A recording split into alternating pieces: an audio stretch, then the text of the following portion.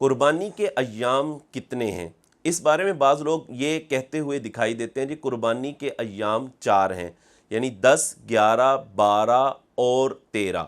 اور اگر ان سے دلیل مانگی جائے کہ کیا دلیل ہے کہ جس سے آپ یہ ثابت کرتے ہیں کہ قربانی کے ایام 4 ہیں،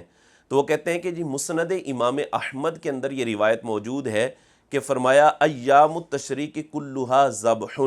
کہ ایام تشریق سارے کے سارے ذبحہ یعنی قربانی کے دن ہیں، جس سے یہ ثابت ہوتا ہے کہ قربانی 4 دن تک کر سکتے ہیں۔ تو اس کے جواب میں یہی کہا جائے گا کہ اگر اس روایت کو دیکھا جائے کہ ایام التشریق کلھا ذبح، تو اس سے 4 دن ثابت نہیں ہوتے، اس سے تو 5 دن ثابت ہوتے ہیں، کیونکہ ایام تشریق 9 ذی الحجہ سے لے کر 13 ذی الحجہ تک ہوتے ہیں، تو یہ تو 5 دن بنتے ہیں۔ اور 9 ذی الحجہ کو کوئی بھی قربانی کرنے کا قائل نہیں ہے، بلکہ اگر کوئی 9 ذی الحجہ کو قربانی کر لے گا تو اس کو دوبارہ قربانی کرنے کا حکم دیا جائے گا۔ تو ثابت یہ ہوتا ہے کہ یہ روایت محل نظر ہے۔ اسی وجہ سے بہت سارے محدثین نے اس روایت کو منقطع اور ضعیف قرار دیا ہے۔ ہم کچھ حوالے آپ کے سامنے بیان کرتے ہیں جس سے یہ ثابت ہوگا کہ یہ روایت درست نہیں ہے۔ پہلا حوالہ زاد المعاد لابن قیم جلد نمبر 1 صفحہ نمبر 351 پر اس حدیث کو غیر معتبر قرار دیا گیا ہے۔ دوسرا حوالہ محدث ابن ابی حاتم اپنے والد سے روایت کرتے ہیں کہ 13 ذی الحجہ کو قربانی کے جائز ہونے والی جو حدیث ہے وہ موضوع درجے کی ہے۔ اعلاء السنن کے اندر یہ بات موجود ہے۔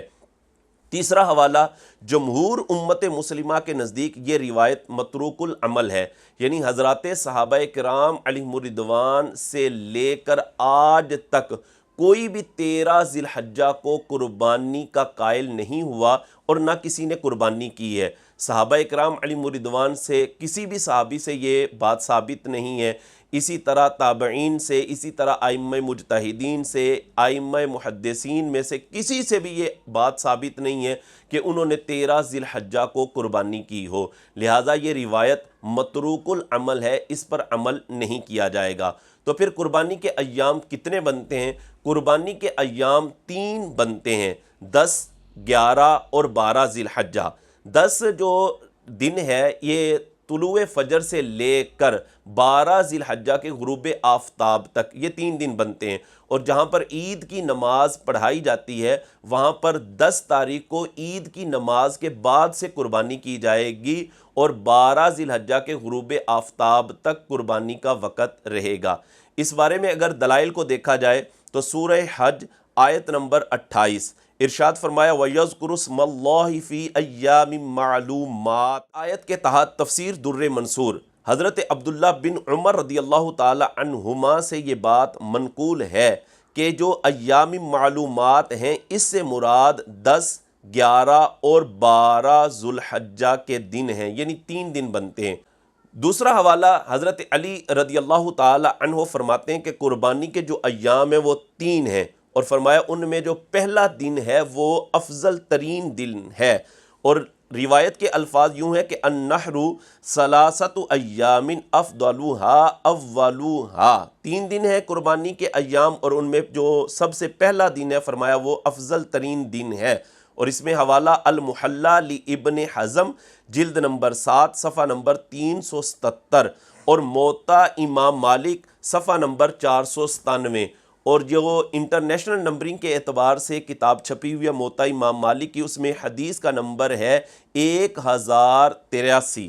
اور اسی طرح تیسرا حوالہ حضرت عبداللہ بن عمر رضی اللہ تعالی عنہ کا بھی فرمان موطا امام مالک صفحہ نمبر 497 اور انٹرنیشنل نمبرنگ کے اعتبار سے حدیث کا نمبر 1082 ہے، اور الفاظ روایت کے یوں ہیں الاضحیٰ یومان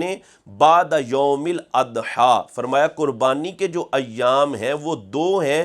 10 ذی الحجہ کے بعد، یعنی ٹوٹل 3 دن بنتے ہیں۔ اسی طرح حضرت عبداللہ بن عباس رضی اللہ تعالی عنہ کا فرمان کہ قربانی کے جو ایام ہیں وہ 3 ہیں۔ الفاظ حدیث کے کچھ یوں ہیں کہ النحر ثلاثۃ ایام، اور حوالہ اس کا المحلہ لابن حزم جلد نمبر 7 صفحہ نمبر 377 پر، اور اسی صفحہ پر حضرت ابو ہریرہ رضی اللہ تعالی عنہ کی بھی روایت موجود ہے جس میں یہی بات بیان کی گئی ہے کہ قربانی کے ایام 3 ہیں، قربانی کے ایام 4 نہیں ہیں۔ تو جو لوگ 4 دن کے قائل ہیں ان کا یہ قول بالکل درست نہیں ہے۔ اگر کوئی شخص 13 ذی الحجہ کو قربانی کرے گا تو اس کی قربانی درست نہیں ہوگی۔